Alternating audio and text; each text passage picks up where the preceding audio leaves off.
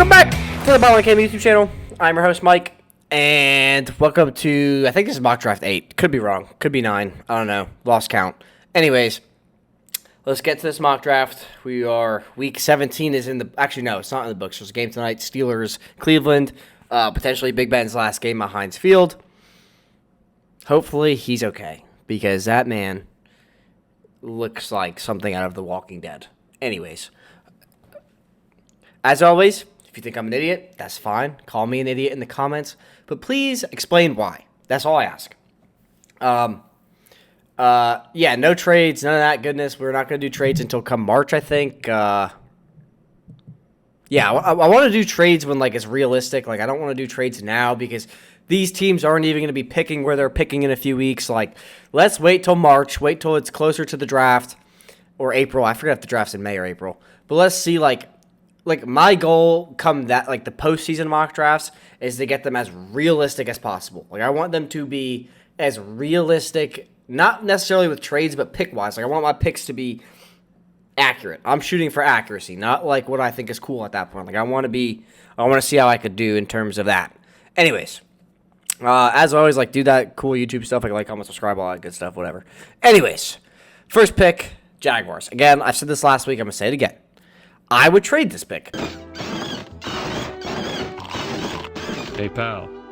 You just blowing from Stupid Town? Because my most important asset is Trevor Lawrence. Picking an Aiden Hutchinson or Kayvon Thibodeau does not make this team... It makes it better, but it doesn't help Trevor Lawrence, right? So, but... I'm telling you, this draft is so saturated for line talent, it is disgusting. There will be so many steals in the third and fourth rounds when it comes to offensive linemen. Creed Humphrey was a 5th-round pick. Jeff Saturday was a 6th-rounder undrafted free agent. And Jeff Saturday is a Hall of Famer.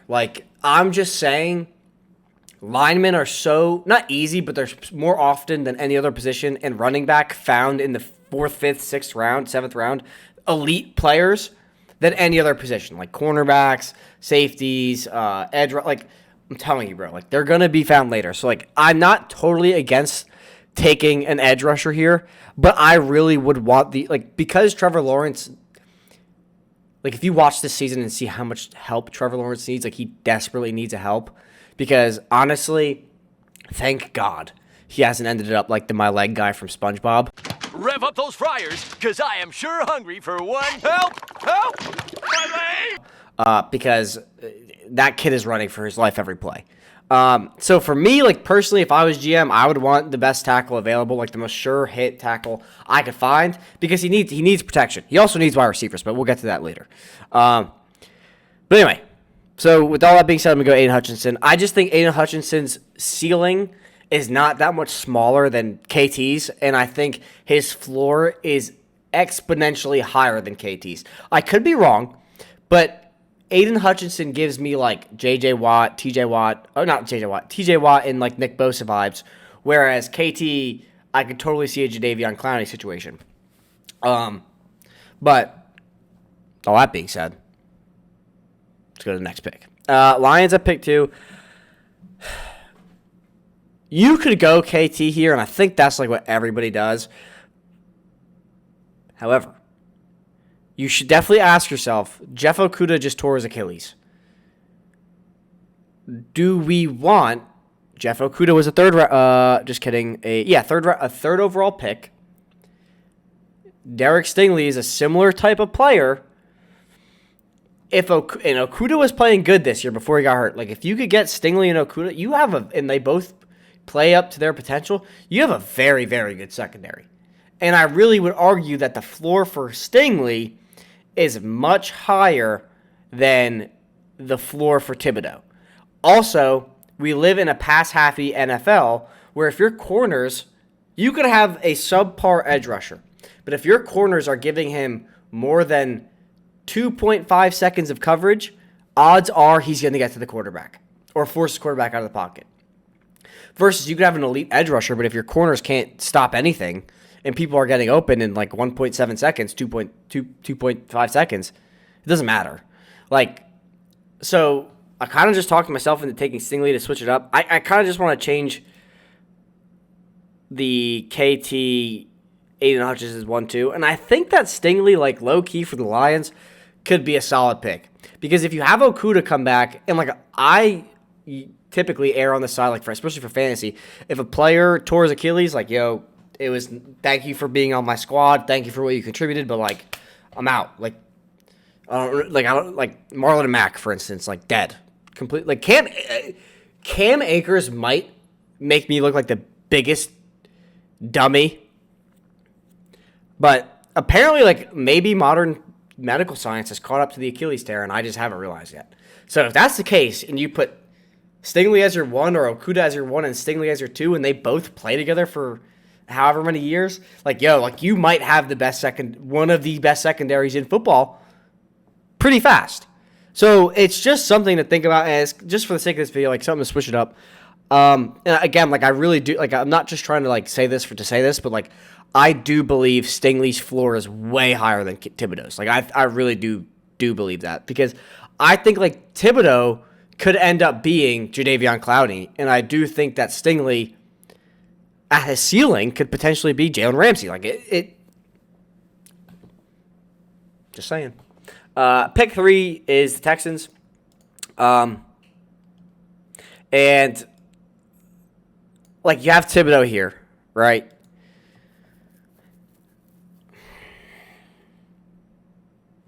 And I do think, like, for me, quarterback is off the board. Like, we're not taking quarterback. Davis Mills has earned himself another season at quarterback, because, like, if we build the team around Davis Mills and he works out, yo, that's sick. A 3rd-round pick for our franchise quarterback. It's like Dak Prescott all over again. But you're also shoveling millions of dollars to your offensive line already. It's not great, but I would argue it's not that bad. It's pretty bad, but it's not like that bad. And again, like I started the video, this is a saturated O-line class. Like the more research I do about these prospects, and the more mocks I do and see how many of them fall into the second, like a Darian Kennard in the second round could be a franchise tackle, like, or at least a franchise guard. And a lot of times, like, these players are falling just because of positional needs for these teams, right? So, like, I'm just saying, taking Kayvon, if you're the Texans, taking KT here, like, isn't the worst idea. I don't think it's a bad idea by any means, but, like, I know a lot of Texans fans have commented on these videos and said, like, yo, like, we are very scared of a Jadeveon Clowney situation 2.0, which is valid. Like, it's very valid. But I think if he falls to you at 3, like, I just think with how much money you're paying Laramie Tunsil and your other tackle, whose name I'm forgetting, like, you might as well just draft the best player available and kind of see, like, what you could get in rounds 2, 3, 4. Plus, like, let's not forget, the Texans will have at least one more first-round pick. Like, let's not forget that. It's going to happen. It hasn't happened yet, but they will trade Deshaun Watson for, I'm assuming, pick 13 if it's the Browns, either pick 14 and 21 if it's the Eagles, pick 9 if it's Washington. Like, they are going to trade Deshaun Watson for a first-round pick. That is why I think taking Kayvon Thibodeau here is not the worst idea, because then, like, oh, you want to address the line later? You have another first-round pick. Makes total sense. Pick 4, you have the Jets. And, like, for me, Mekhi Becton should be a swing tackle. And why I'm saying that is he has shown over and over and over and over and over again that he cannot handle the workload he is given without getting hurt. Every morning I break my legs, and every afternoon I break my arms. At night, I lie awake in agony until my heart attacks put me to sleep. Oh, no! No!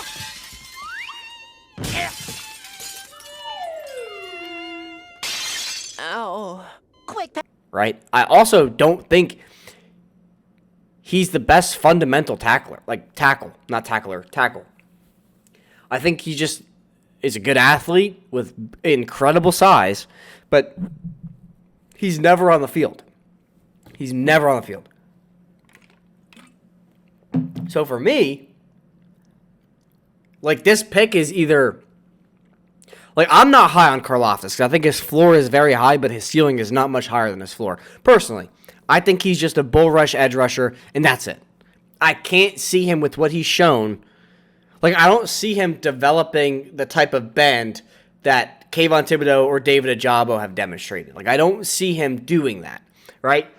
That's why I don't think his ceiling is that high. I could be wrong. Like, a lot of people who do this type of stuff, like these mock draft videos and this analysis, are better than me at it, right? So, and they are higher than me on Karlaftis, specifically Bengal. If you watch this video, you definitely watch Bengal videos. He's very high on Karlaftis, and for me, like, I get it because he has a high floor, but I just don't think with how low his ceiling, he's worth a top 4 pick.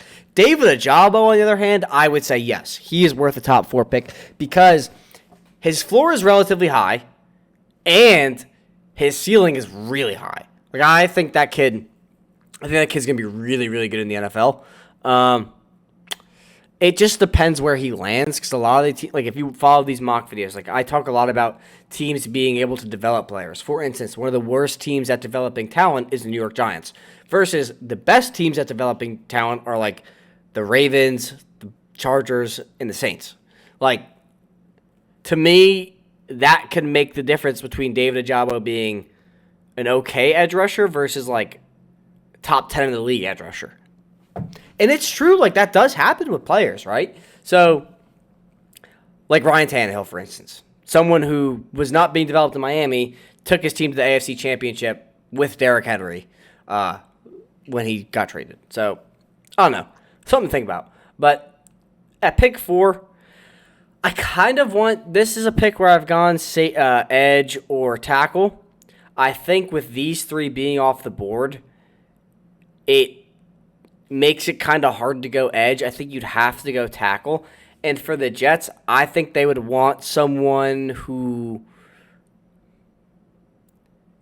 can, if they want to keep Mekhi Becton, they probably would want someone who could play right tackle. And that kind of crosses off Ike Mekwonu because he's just never played right tackle. And it really makes it like, okay, Evan Neal is going to be their tackle, right? Because he could play right or left. If Mekhi Becton gets hurt, they could swing him over to the left and leave Morgan. I think it's Morgan Moses on the right. But so they're going to go Evan Neal. Makes sense. The Giants have to go tackle. They have to go tackle. I also think, like, whether Joe Judge gets fired or not, they still should keep Daniel Jones because of how weak this quarterback class is. Plus, Matt Corral just got hurt in, I think it was the Sugar Bowl. In whatever game he played this past weekend, he got hurt. It looked like a pretty serious injury. He was crying. He was out of the game. So, like, who knows? And a lot of people had him as QB1. I think he has way more upside than, like, the only other player that has more upside is Malik Willis. And he's not that good, frankly.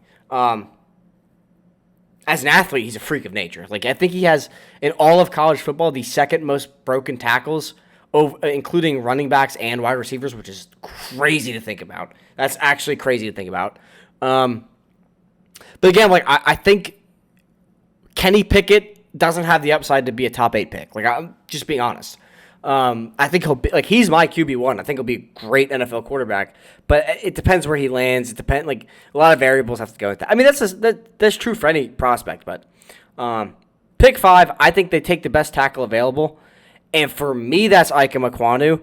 I know that I literally said, like, the Jets taking Evan Neal because they have Mekhi Becton. Andrew Thomas is leaps and bounds better than Mekhi Becton. However, Ike Mekwonu is above and beyond the best guard prospect in this class. It is not even funny, and he's playing elite at left tackle. I think for the Giants, you put him at right tackle because Matt Parrott just tore his ACL, and Nate Solder should never play football ever again. But if it doesn't work, like, you could put him at left guard, and then you have an elite left side of the line for years to come with Andrew Thomas and Ike Mekwonu, especially for running. You know, like, watch Ike Mekwonu's tape. That kid makes holes. Like, he just, like, swallows people. Like, I'm not even kidding, dude. Like, he will block someone and they're gone. Like, they are no longer on the football field. You will never see them again until the next play. Like, Dude is a freak of nature. Anyway, pick 6. Because of Matt Corral's injury, I think this should be Kenny Pickett if they go QB. However, I don't know if he's worth a top 6 pick just because his upside isn't there. Like, it's there, but it's not that high. Like, to me, he's a more athletic Matt Ryan, right? Could Matt Ryan survive behind the Panthers O-line? I have no idea. I don't think so. Even prime Matt Ryan, like, I really don't think he could do that. So that would be like, all right, well, let's take the best tackle available. And I think because you invested a lot in Sam Darnold, being that it was a future second, a sixth and a fourth, I think you ride it. I think you're still in, like, this could be a Deshaun Watson trade spot. This could be a Texans pick. So for that reason, I think you want to take the best tackle. And for me, that's Charles Cross. Like, I am very, like, not that high on Charles Cross personally, just because, like, from the limited knowledge I have in, like, I'm still upskilling a lot in this film study stuff. I just really don't like the way he plays left tackle.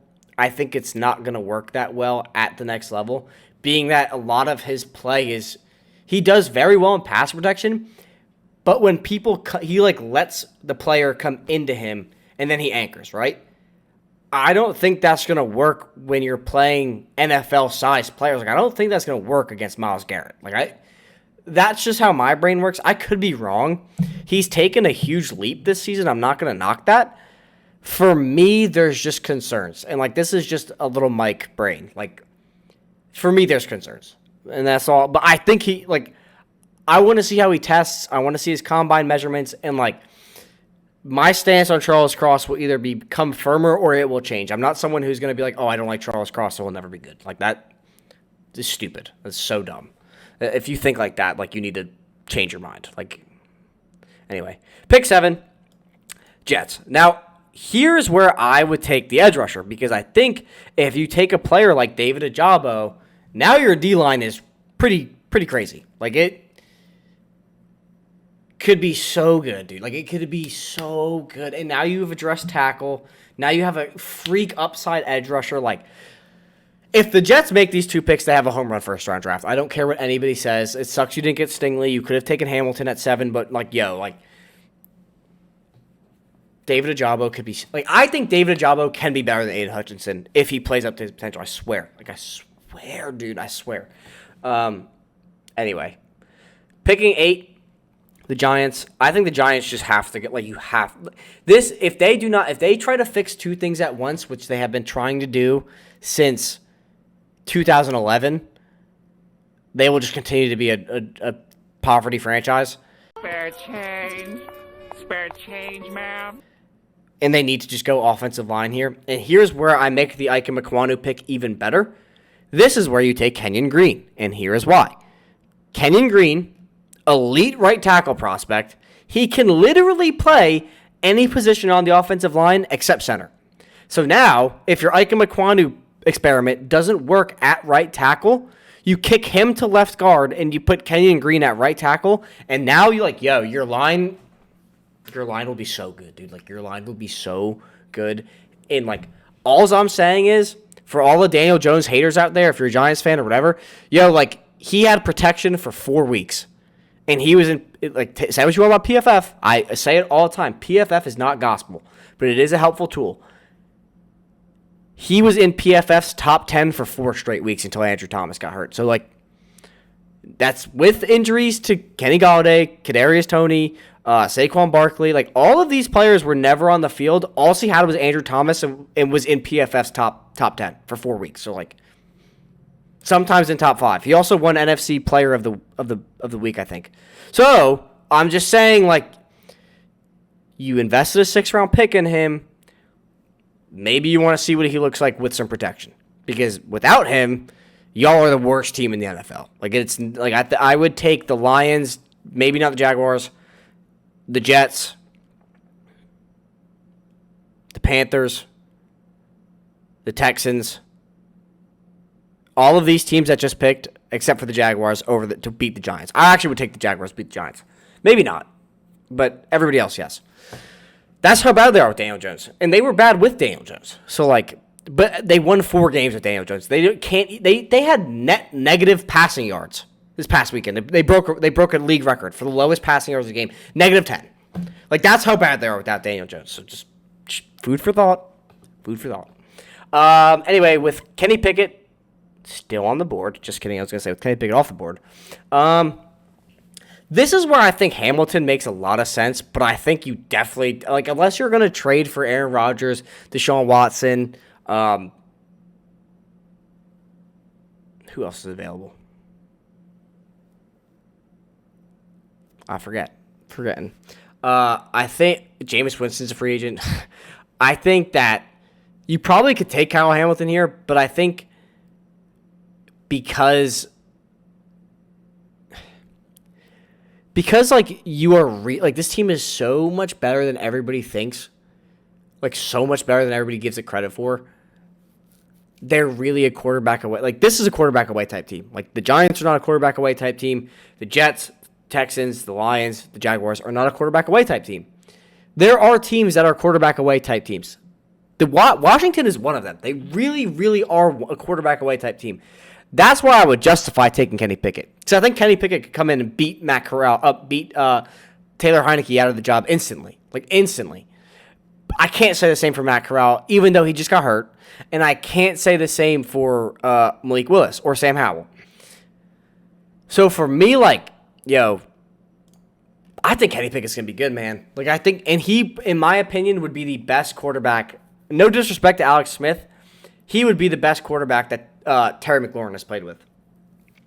I swear. And there's no guarantee that, unless they've already paid Terry McLaurin, there's no guarantee Terry McLaurin's back next year. So keep that in mind. Pick 10.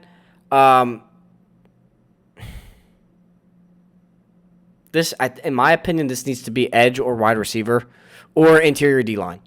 I can't justify taking Jordan Davis just because his floor is really, really high. He's one of those people that is just a space eater, going to swallow people in the run. His nickname's Godzilla for a reason, right?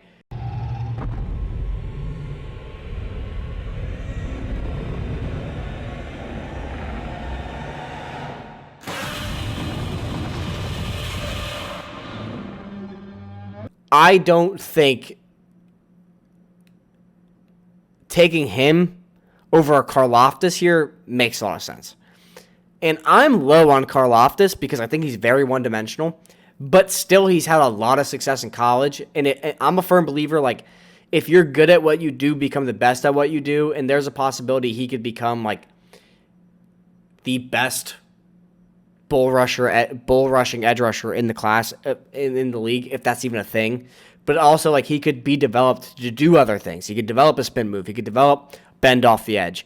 For me, I don't know. I would rather take a Trayvon Walker or a Jermaine Johnson before I took George Karlaftis. However, there's a reason he's the 6th best prospect according to Draft Network.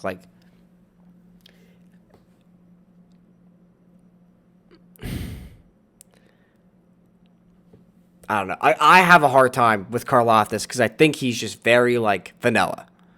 What you see, you know what's coming, and I think that's just. I don't know. I could be really low on him, way lower than I should be on him, but I think he is whatever he does, even if I don't agree with it, he's producing. So for that reason, I think low ceiling, another edge rusher I would take here is Trayvon Walker or DeMarvin Leal. Because I think DeMarvin Leal will play edge in the NFL. I don't think he's going to play interior D-line. I think he's a little bit too small. But anyway, pick 11. We've drafted Sam Howell here a lot, which I do think is solid.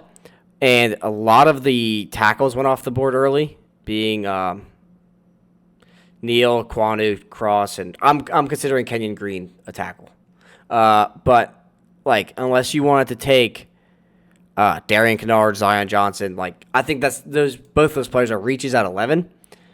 Kyle Hamilton's still on the board, but I don't think that's your biggest need. I think assuming you could take a quarterback here, like, I think you just need a I think you need a quarterback. Drew Lock is poop. I think you could take Matt Corral here at 12. I think 11 is a steal. I want to see because I don't think I'm recording this on January 3rd at 3:00. I don't think the injury report is out for Matt Corral. Let's fingers crossed hope it's not a big deal. Like, just because I hate when players get injured. It's a bummer for them knowing how hard they're working. It's a bummer for everything else. It's a bummer for us as like consumers and watchers. Like, it sucks. Like, it's not cool. Like, injuries suck. Anyway, pick 12. I think you have what's his face? Harrison Smith here, who's getting a little bit older, but I think a lot of the league with how pass heavy it's becoming is drifting towards 2 safety sets. Like, we see a lot of teams disguise one high safety looks into 2 high safeties, just because like with how pass happy the league has become.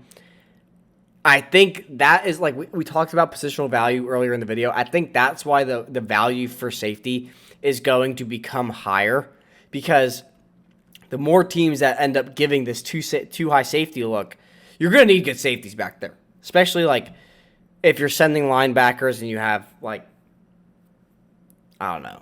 Like, I just think safety could become, and I could be wrong, and someone could say I'm an idiot for saying that, and like, that's fine. Like, you're probably right, but I think the value of safety will increase. I don't think it's there yet. I'm talking about for years to come, but anyways, with Kyle Hamilton on the board, it makes all the sense in the world. Like, you have a freak prospect at a position of need. Like,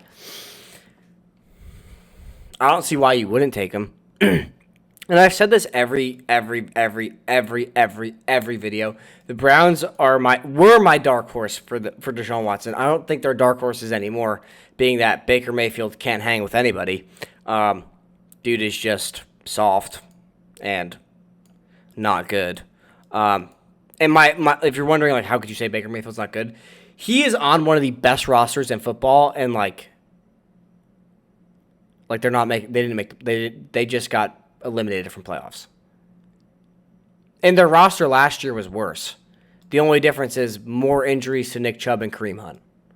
And more opportunities for Baker to have the ball in his hands, and he folded. Like, you can't be in an elite situation and not win games. Like, that to me is like, the prime example of this literally was week 1 against the Chiefs. They were up, I think, 16 points going into the fourth quarter, and they lost.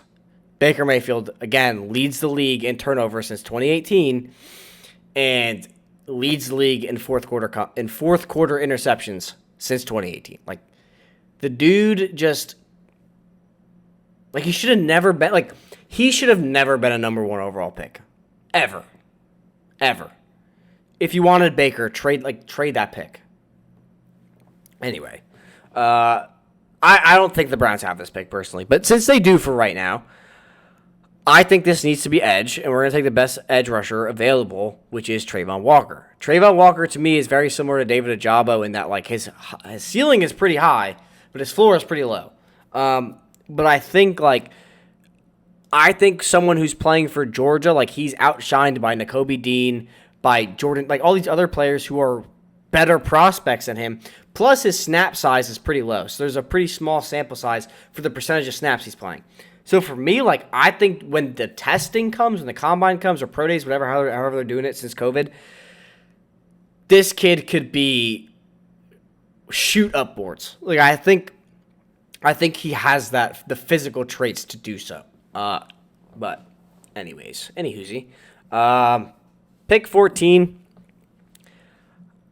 I think this should be either edge, corner, or wide receiver, or interior O-line. Like, the Eagles have actually, like, a freaky, like, I don't think people realize, like, this was supposed to be a throwaway year for the Eagles, and Nick Sirianni has coached them they literally just clinched a playoff berth. Plus they have these the Eagles are actually, like, in a sick spot going. Like, they are in such a good spot going forward. That's why I yo, if you don't take Jameson Williams here, he's gone next pick. So, like, for me, like, now you move Jalen Reagor to the slot, and maybe Jalen Reagor breaks out, finally. Or, personally, I think Jalen Reagor is never going to break out. I'm sorry. You can't break out if you can't catch the ball. Like, boo! But maybe he needs those dink and dunk style passes. Like, maybe that's what he needs. But, anyway, with how many edge rushers are already gone, and the cornerback class, I don't want to say is shaky, but, like, so many of these players have fallen down the draft board. And I think a lot of them rightfully so. I just think you're picking at pick 19 next, and, like, again, like, playing the board is a real thing. Like, who do I think these players are going to take, or these teams are going to take? Like, Saints probably going to take Jameson Williams. Baltimore Ravens are probably going to take best corner or best lineman available. Steelers probably best lineman available. Raiders probably best lineman available, or Jordan Davis. And then it's you guys again. So, and I also got to think, like, who would trade up for the player I want? Maybe Miami wants to trade up with me for this pick. Maybe the Patriots want to trade up for me this pick. Like, these are all real things, and I think with how the board has played out, you have that liberty to kind of do what you want to do. But because we're not trading, for me, I think this should be the best player available. And looking at who's here for my positional needs, I think you have to take Jameson Williams. Because if I don't, he's gone. And he could make our team so much better, especially for a quarterback like Jalen Hurts. He's not someone you have to make an elite throw to. Like, you could just give him the ball on a jet sweep and he's out, like, gone. Never to be seen again. But anyway, pick 15. I think people are going to disagree with this pick, but I don't care. I think it's a really good pick. If you disagree with this and you're an Eagles fan, like, please explain why. Like, I get it. You could go Booth if you think Booth, like, if you like the upside of Booth, you could go Nakobe Dean. But I don't know. I think with how the board played out, like, edge rusher kind of, the ones that you would want at 14 are gone. And I think wide receiver is more of a positional need than it's perceived, if that makes sense. Pick 15, have the Saints. And I think you need to take a receiver here just because you have Michael Thomas coming back, and you have Jameis Winston, who was 5-2. Like, everybody forgets Jameis Winston was actually playing very good football. So I don't think you need a quarterback, and I don't see why Jameis Winston would want to leave in free agency. I think he'd probably agree to, like, a cheap 2-year, cheap 1 year. Makes sense. Like, he was playing very good. Like, he was playing good football, and we've seen what's happened to the Saints since then. So for me, I think you take a receiver. But, like, you guys have, I think, negative $60 million in cap space, and a lot of that is being spent on your defense. So you are going to have to shed defensive players. Like, this is going to change come offseason, come free agency and all that stuff. But for right now, we're assuming everything stays as is, which is kind of silly, but, like, we don't know what's going to happen, so it's the only way to accurately look at things, in my opinion, because we don't know how they're going to trim. We don't know for certain. Like, you can't tell me 100% they are going to get rid of player X. Like, you just can't do that. So we could theorize, which is great, but I think no matter what happens, like, Marquez Callaway cannot be your 2. You just can't. And I think if you pair Michael Thomas with someone like Garrett Wilson, who I think is better than Chris Olave by a substantial amount, it makes sense. Like, I think that just makes a lot of sense. Will 2 receivers go 14, 15 back-to-back? Who knows? I think it's probable. I think it's possible. But I don't know. I can't say for certain. Pick 16.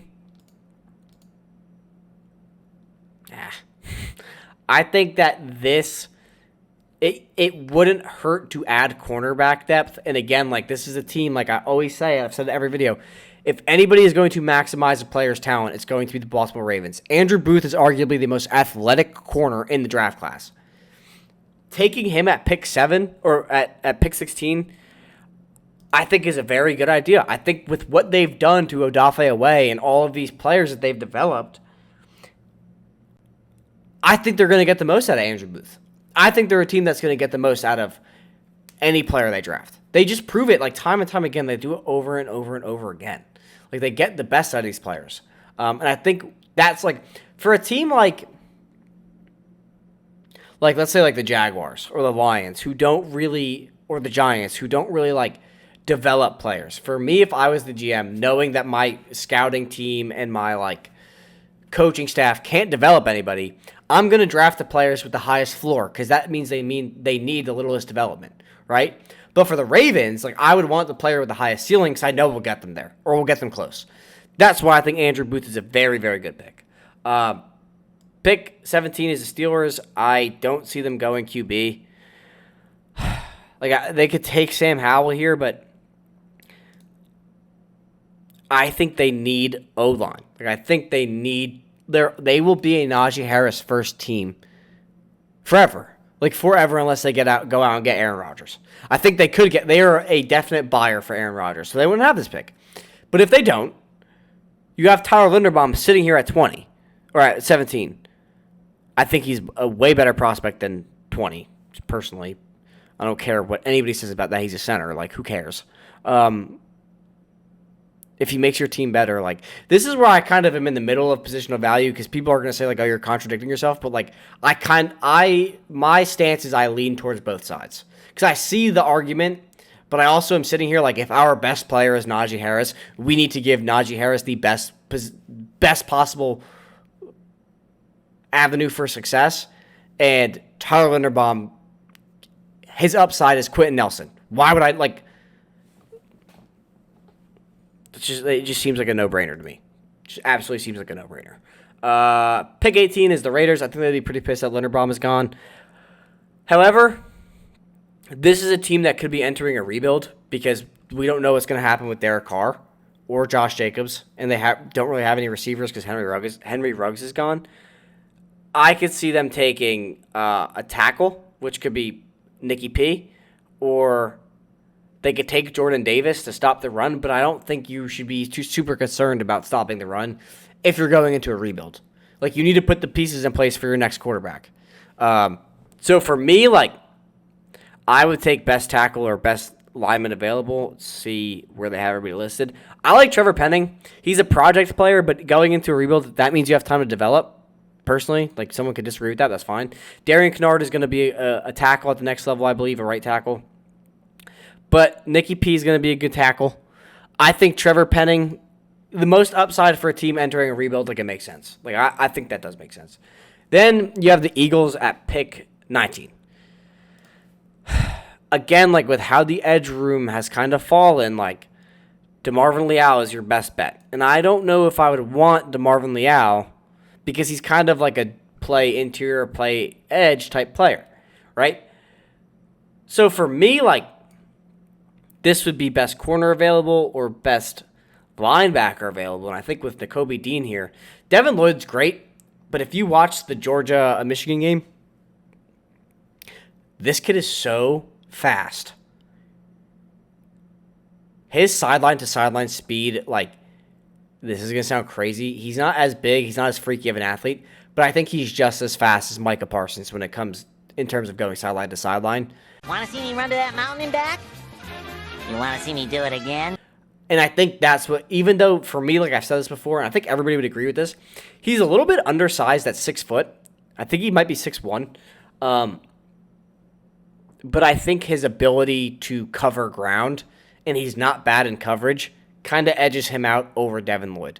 I think you can't go wrong either way, but for me, I would take Nakobe Dean. Just personally, like, it's personal preference. I think once we see combine measurements and all that stuff, this is going to change. Like, I'm telling you, like, this stuff is for, like, to get ready for that. Like, just being honest.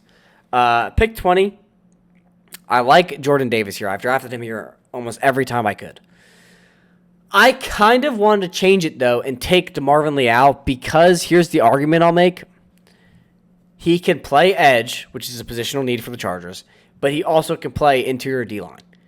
And I think with Brandon Staley, someone who's an exceptional coach when it comes to developing schemes for players, we're seeing how they're able to play good defense without being able to stop the run. And I think if you give them a player who could kind of move, like a chess piece, he can move around into different spots, create different looks for offenses. Like, this is what I'm saying. Like, the Chargers are becoming a team who could develop talent. And I think they would develop DeMarvin Leal into an exceptional player. Pick 21 is the Eagles. So we went linebacker and we went wide receiver. Looking at the board, like, how wild would it be if they took Nakobe Dean and Devin Lloyd? I think that would kind of be crazy, but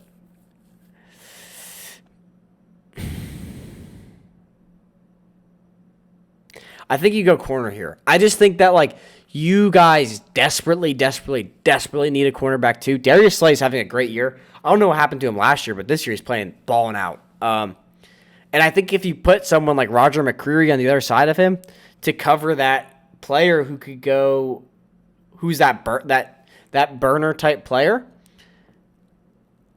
I think it gives your team more versatility. And what I'm saying by that is, like, you'll kind of realize that a lot of teams now, your cornerback 1 doesn't cover wide receiver 1. Like, if they were to play the Chiefs, Darius Slay would probably cover maybe like Travis Kelce or McCole Hardman, but then you would put Roger McCreary on Tyreek Hill because he could keep pace. So you could agree with that or disagree with that, but that's kind of what I'm seeing the trend in the NFL becoming with cornerbacks. That's why cornerback depth is becoming a huge thing. But anyway, pick 22, we have the Dolphins. I think with the Dolphins, like, I've gone linebacker almost every time. I think they definitely...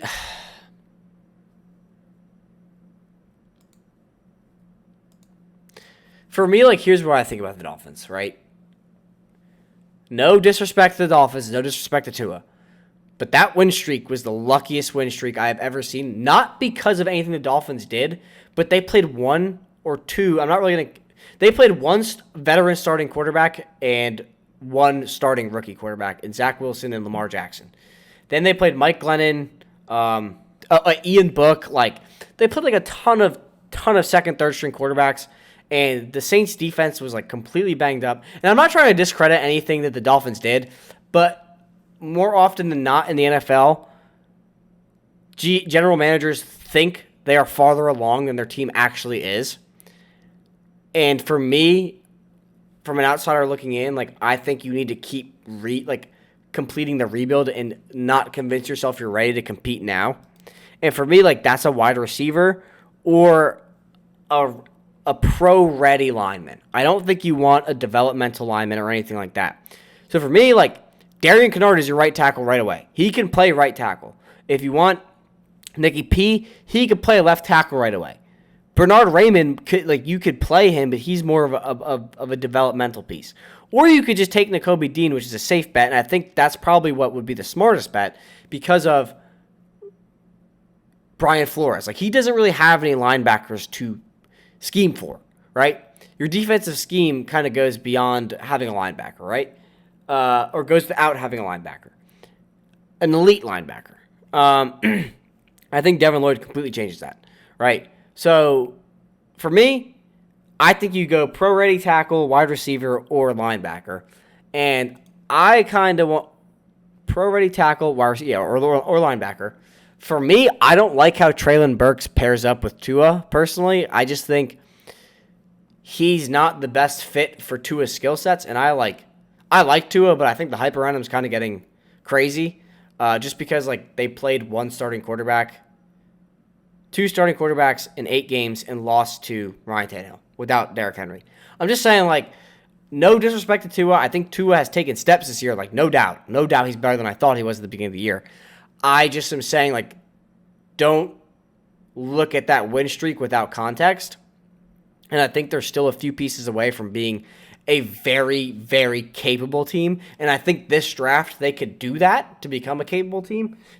And what I say by capable is, like, they'll compete in the playoffs. Like, they will be a very sound team, right? And, like, I'm kind of torn. Does that come at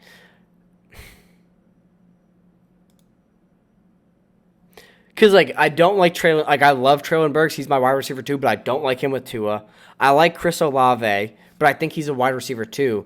Jahan Dotson could be a wide receiver 1, but this would be the highest I've ever taken Jahan Dotson. And I don't really like Drake London because I don't like how he's used at USC, and that's because Slovis has a noodle arm. Like, they are just, before he got hurt, like, they were just throwing him screens instead of letting him go up and make contested catches, and I don't see that changing on the Dolphins. Whereas Jahan Dotson is more of that intermediate threat. So I think you just take Devin Lloyd. I think he's the best prospect here. I think he's gonna make Brian Flores is gonna use him better than anybody else that they could have taken, personally. Anyway, pick 23 is the Patriots. This is either a wide receiver or corner, but with how the corner board has fallen, there's still really good talent here with Kyer Elam, Ahmad Gardner, and Trent McDuffie. I think that personally, corner makes the most sense just because of how they like traded what's his face, Stephon Gilmore. J.C. Jackson's getting hurt, and I think the Patriots are a team where they're going to get the most other players. Like this is another team that like they could take a raw prospect and make him a polished pro. Like that is, and like tapping into his upside, right? But anyway, you could go receiver. I just don't think Bill Belichick would want to take a receiver here. Although, I think if they were to, it would be Traylon Burks, and they find their N'Keal Harry replacement. This huge guy who's carrying the real contestant, Patrick Starr! Like, I think, well, receiver makes sense. It's just, it's not what Bill Belichick would do in my head. But anyways, Cardinals at pick 24. So my guy that I talked to about the Cardinals, I have pronounced his name wrong every week. And to him, I am so sorry from the bottom of my heart. I don't know how I messed up so many times, but my boy Red C. It's Red C, not Red Wave, Red C. He is he writes for the Cardinals. He actually just got hired for Fansided and Raising Zona. No, he just got a job at Fansided for Raising Zona, which is, I'm assuming, a Cardinals blog. So if you're a Cardinals fan, I'm going to link all of his stuff when he gives it to me. He knows what he's talking about the Cardinals. He knows more about the Cardinals than like anybody I've ever talked to in my life. But for him, he thinks, and y'all can take it up with him, but I kind of agree with him. He thinks you guys should take a D tackle. And he likes Devontae Wyatt from Georgia, but I think he's assuming Jordan Davis isn't here. So Red Sea, let me know if you agree with this, but I think if Jordan Davis falls to you at 24, he would be a better fit than Devontae Wyatt. Just because he might not be the most athletic of the two, but Jordan Davis is going to just be that space eater and stop the run. And if you guys can, I think the Cardinals are one of those teams. I don't really believe in Cliff Kingsbury. I haven't all year. But he is someone where he could get something. He may not get the most, but he'll develop a player. And he knows how to, the general manager for the Cardinals knows how to pick his coaching staff. If they could get Jordan Davis to develop into like a Keenan Williams or like a Leonard Williams, who could develop pressure the quarterback from the interior instead of just stopping the run, I think he puts the Cardinals like, yo, I'm telling you, the Cardinals are going to be a much scarier, not telling Red Sea, I'm telling all of you guys listening, the Cardinals are going to be a much, much, much scarier team in 2022 than 2021. Like, I'm telling you. Just because, like, now they're going to have playoff experience. Now they have an elite winning, like a winning season under their belt. Kyler Murray is going to have playoff experience. Cliff Kingsbury is going to have NFL playoff experience. They're going to be way better next year. At pick 25, we have the Bills. And I think with the Bills, I've gone wide receiver here every single time. Just because I have aired for the Bills, like, make your strength stronger and leave your weaknesses to, like, just cover them up. But just like reading the board here, I think they really need help at the guard position just because they're probably going to draft a running back in round 2 or 3, right? Just because they're a team that's farther along.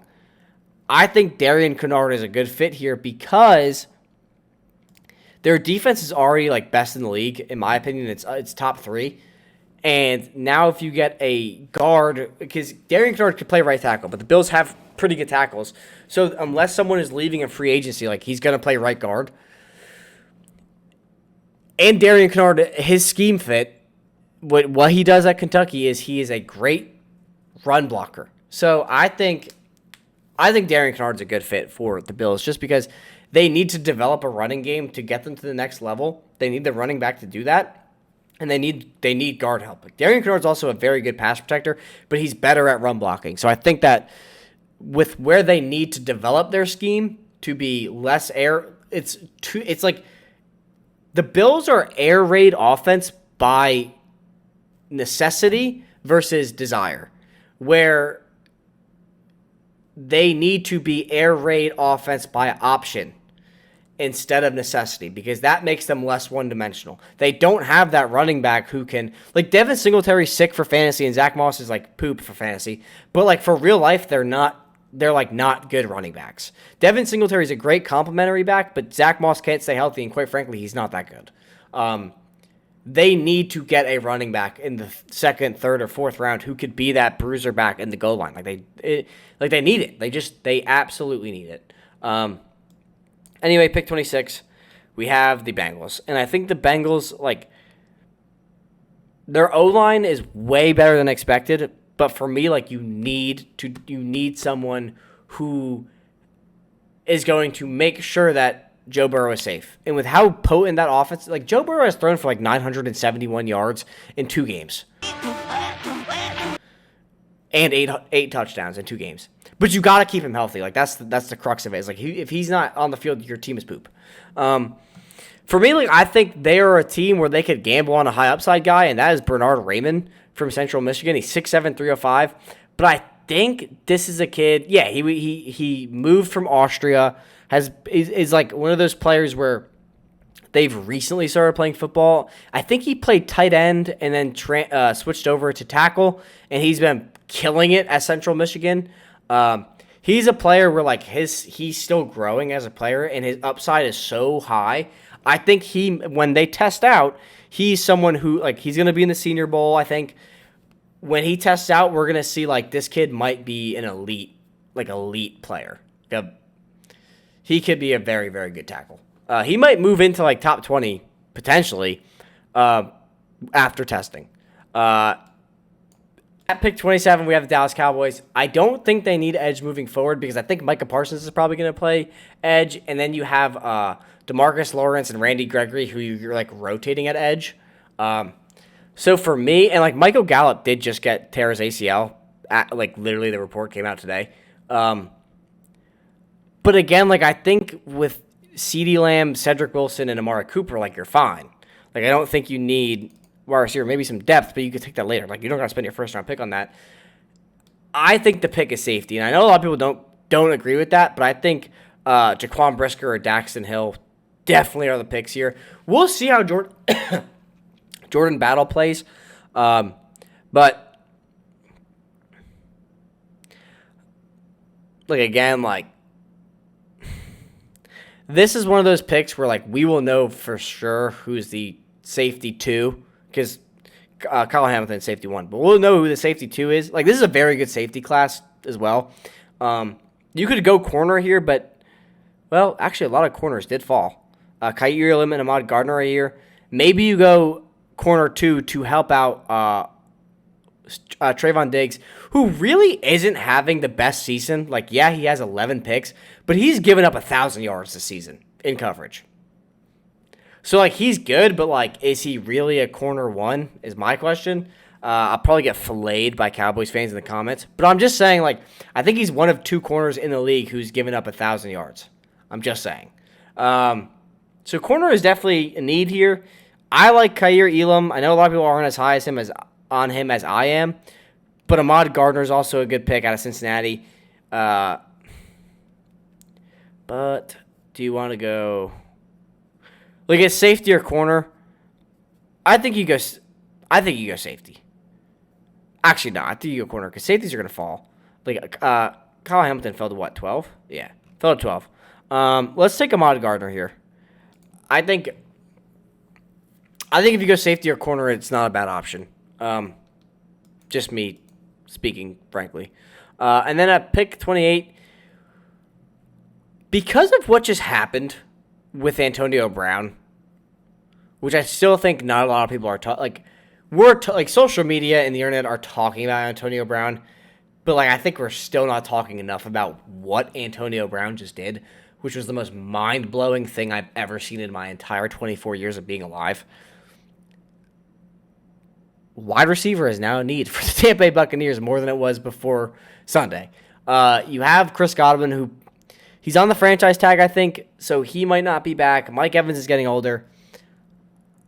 I think you go receiver here.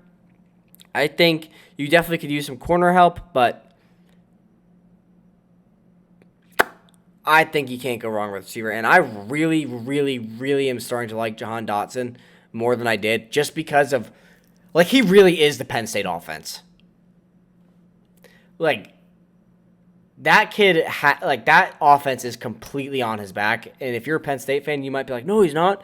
But, like, yes, it is. Like, I follow college football, and I'm getting more into it this year than I ever have been. Like, yeah, like, what is that offense without him? Answer me that question. Who has as many yards as he does? Who has as many touchdowns as he does? Without him. Like, he is the wide receiver 1. Would your wide receiver 2, would your running back be able to put up those numbers? No. Like, no. Pick 29. Got the Chiefs. I think this should be defense just because, like O-line, this is a pretty saturated wide receiver class. Like, it's not as good as last year's or the year before that, but it could be with how much depth there is. Like, there might be people who aren't as touted prospects that just break out in the NFL. Like, it happens all the time. But